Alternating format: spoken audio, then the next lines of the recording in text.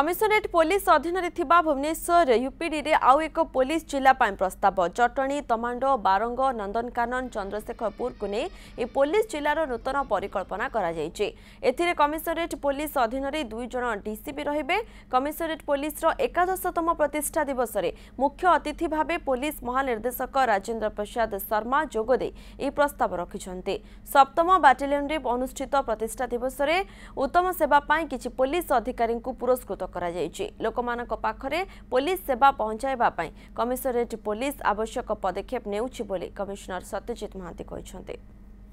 Already commissionerate police रे से चली खूब शीघ्र से माने गोटे प्रपोजल तैयारी करिवे आ भालो पुलिसिंग को बजाय रखिबा पाई आ उन्नत आकार उन्नत मान रो पुलिसिंग देबा पाई आ गोटे पुलिस डिस्ट्रिक्ट तैयारी करबा पाई गवर्नमेंट को हमर प्रपोजल जीवो।